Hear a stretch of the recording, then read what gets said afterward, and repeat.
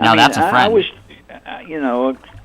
I was so fortunate to, and still am so fortunate to have some of the greatest and biggest stars in the world to be personal friends in my life, and I've never gotten over that. You never get used to being able to be with another entertainer who's bigger than life, and to be good friends with them. And I was that way with Elvis and with Waylon and other entertainers. So it always just because I'm a fan also of people and their music. I mean, entertainers are the same way. We have people that we are in awe of, or we appreciate or respect and admire. And any entertainer that tells you that there's not somebody up the ladder that they look up to, that they're not telling you the truth, because we all do. And so I've always been in awe of having great friends in the business, but Elvis and Waylon and Jerry Lee and people like that were few of the greatest. Now, if I'm correct, weren't you at Graceland, or at least earlier in the evening, the night that Elvis died? Yes. So would you mind telling us about what you remember about your last meeting with the King? Well, he was getting ready to go to the dentist. He had played racquetball, and a crown had come loose, and he was going to the dentist. And I went out because I was headed back to Nashville. I was living in Nashville at the time, and I went out to the car, and he wanted to say goodbye to me. And so Charlie Hodge, his guitar player at the time, came and got me, and I went back out, and I knelt down by the side of the car, and I put my arms up on the door, and the window was down, and I kind of leaned over into the car, and I was kind of squatting down, and Elvis was right there in my face, and he looked at me, and he took his hand, and he put it on my arm, and he said, "It's really good to see you," and he said, "You take care of yourself, and I love you." And he had never told me that before in all the years that I knew him. And we all tend to want to go back and remember the last words that somebody said to us before they leave to go home. And we all look and try to remember those words to see if there was any meaning there. Was there anything that we try to pick up on something that might have been going on? And it was just a very strange parting of the ways at that time, like never before. And I often wonder, did he know it was time? Did he know, that this was it? Did he know that this was the last farewell, the last goodbye? Well, I don't know. I don't know, but you always go back and try to remember those words that somebody might have spoken to you. Well, I find it so interesting because Pat Boone was on my show a couple weeks ago, my first show down here in D.C. He happened to be the last guest on my previous program, so worked out kind of good. But anyways, he was also good friends with Elvis from way back. Yes, he was. And he saw Elvis, I think it was, maybe it was a month or a couple weeks before he died. They met in the Memphis airport. Pat was going to Florida with his kids to Disneyland, and Elvis was getting ready to go to Vegas pretty soon to do his show out there, because I guess he was going to start at the Hilton again.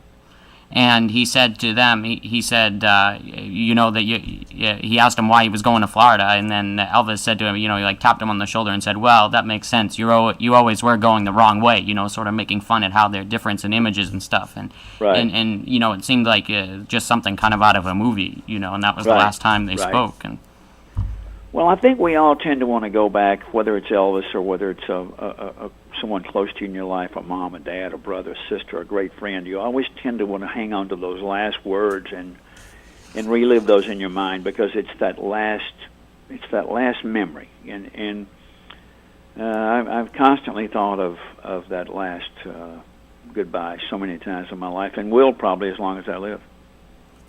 So when you just one more point on the your last meeting with Elvis, was it not until after you heard that he had passed on that you started to reflect, or did it sort of seem odd, his goodbye to you, different at the time? No, it was a number of months or weeks or months later that, I don't know, I think we were all in denial. I know at least I was for the first few months. I mean, because I would go for months at a time without seeing him, after I'd started my own career.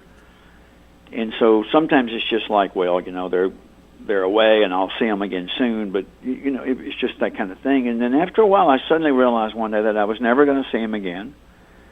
I was never going to speak with him. I'd never hear his laugh. I would never, experienced that closeness of a friend. And I started reflecting, and then all of a sudden it started slowly hitting me that he had passed. I mean, I knew he had passed. Don't get me wrong. We all felt that.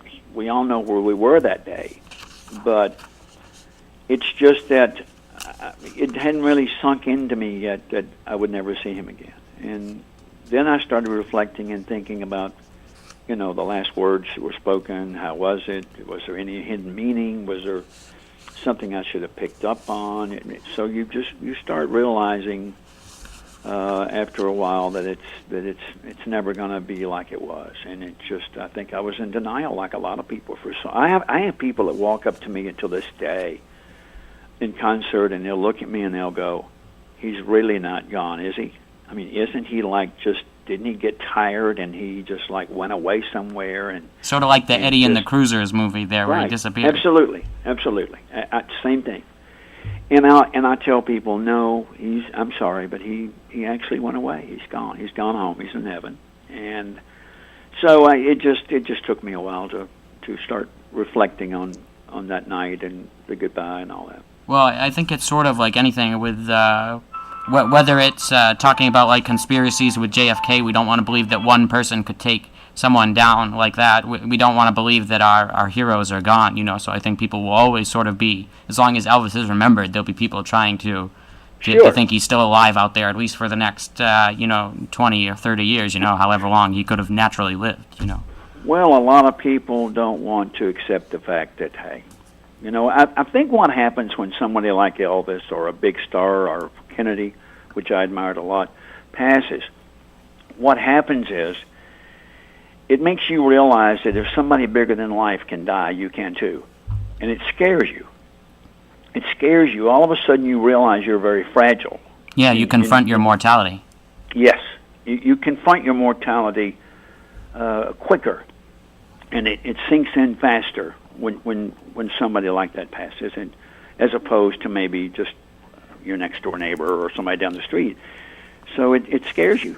And so I think that's happens to all of us, that a lot of us will never really want to accept the fact that these people or one person can take them out or that they can pass. Now, I'd like to transition and talk to Kelly for a little bit, but we'll talk about one more thing too, in case she's still in the pool. We'll get her a little time to get out. But you had mentioned the pool, that you serve as the spokesman for that, but you also, as some might remember, serve for as the spokesperson for Folgers in their NASCAR team.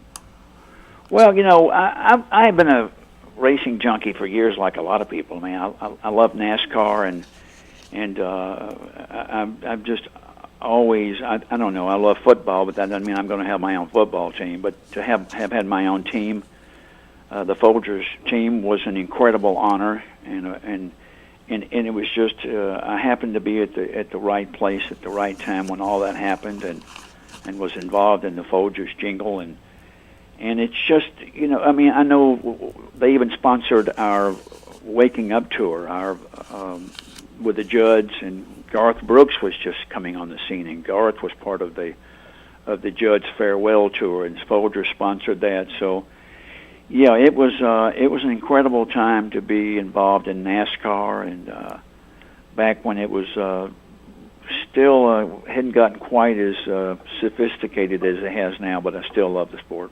Yeah, and people like Dale Earnhardt Sr. were still alive. Yeah, Dale was a dear friend. It hit me really hard when Dale had passed away. He used to be a house guest of mine when he would come to Nashville. And oh, really? I didn't know that.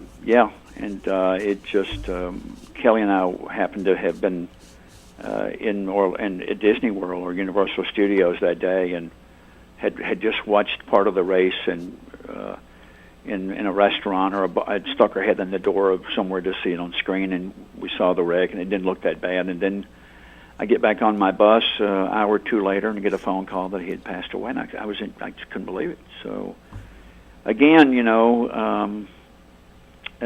able to face the fact it scares you when you lose a friend or you lose somebody who's not supposed to die. But I love Dale Earnhardt. Darrell Waltrip is an old friend of mine, and don't get a chance to see him very often. But he's still out there commentating and doing a great job. And